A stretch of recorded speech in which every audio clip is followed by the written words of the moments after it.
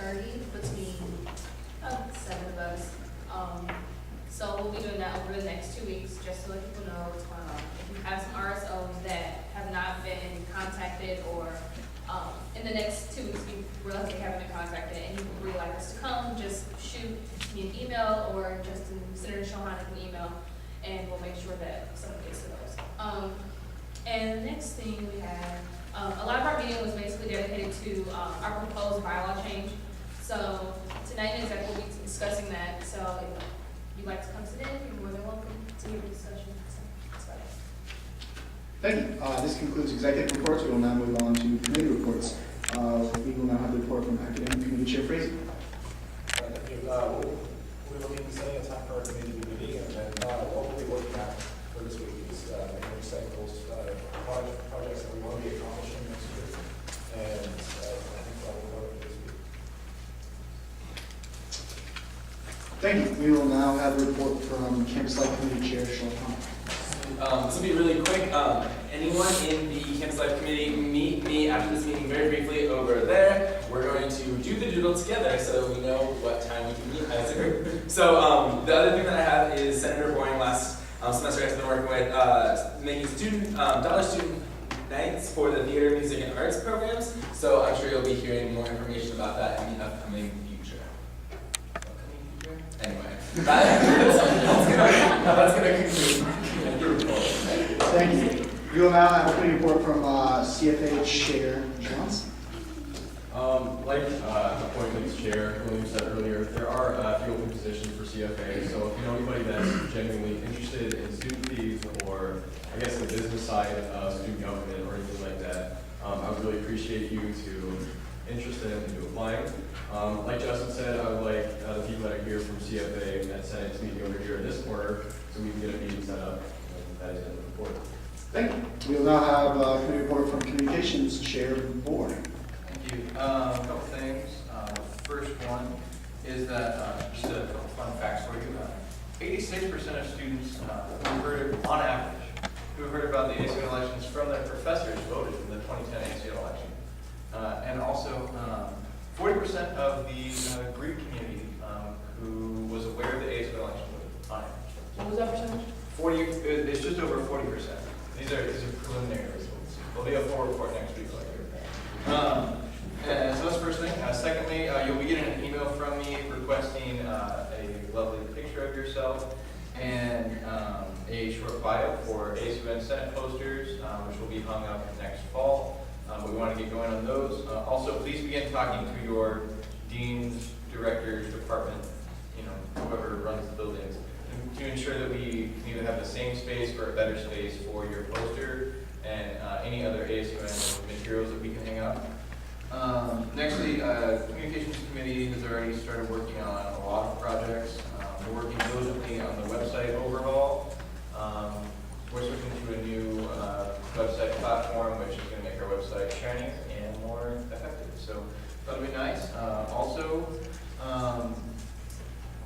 we will be meeting Thursday at 8:00 p.m. And so if you're interested in communications things, please attend that. And then finally, as Ms. Williams noted, we need to really get the word out on appointments, and that starts with all of us. Like if people in your college aren't aware of the appointments, that's squarely on each of our collective shoulders. And so, be working, be talking to your advisors, to your deans to see if, can I send this out over your listserv? Will you send this out for me? Be talking to large congregations of students whenever possible, because we need to get quality people, and that's a communication effort on our part. So, if you have any questions, feel free to ask, and that concludes my report. Thank you. AFAC Chair Nicholson is absent. Is there anyone wishing to speak on her behalf? No? If not, we will move on to Special Topics Committee Chair Harmon. Yes, my name is Will Harmon. I'm the chair for the Specialist Committee. We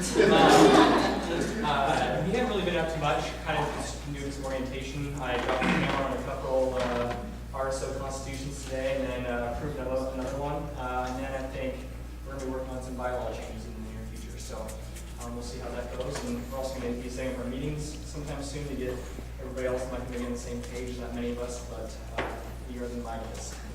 So some pride in there. But that's all I got. Thank you. This concludes executive reports. We will now move on to unfinished business. Seeing no unfinished business, we will move into new business. As Senator Whitsett alluded to, Speaker Whitsett alluded to earlier, there might be a motion on the floor to bring a piece of legislation to emergency status. Is there such motion? Yeah, I would move to bring Senate Resolution number 1 on the agenda for emergency status. Is this second? Second. There's been a motion to bring Senate Resolution number 1 to emergency status. This requires, just to bring this, to address this, requires a 2/3 vote. We'll do this as we will run this as a voice vote. The question is bringing Senate Resolution number 1 to emergency status. Those in favor of the motion say aye. Those opposed say no. And all those wishing to abstain from voting, please say abstain. All those in favor? Aye. All those opposed? All those wishing to abstain? The ayes have it, and the motion is adopted. We will now address Senate Resolution number 1. Chair Crazy, would you like to introduce the bill? Yes, Senate Resolution number 1 deals with textbook adoption. And what that is each year the university professors in teaching classes are requested to determine adoption forms as far as what the textbooks they'll be using for the next year to the university bookstore. And this helps ensure that they are able to get an accurate supply of new and used textbooks for the coming year. And why this is coming up is the more time these textbook adoption forms are turned in. In turn, the more the bookstores are able to save students money by buying more of these textbooks, as well as pay students more money for the textbooks that they're selling back. I would trade emails with John Harris, who works down in the university bookstore, and with the number of books, with about 60,000 books that they bought back last year, they spent $2 million buying back textbooks. $1.5 million was spent on adopted textbooks that the university had claimed with the textbook adoption forms. And about $500,000 was spent on non-adopted textbooks. So we were, with this resolution, we're just trying to encourage the university to select the textbook so that the students can save money. Thank you. We will now open the floor to technical questions. Are there any technical questions? Senator Eager. What is so is this every class, every professor has to send, or is being encouraged to send in their textbook requests? Yes, that would be.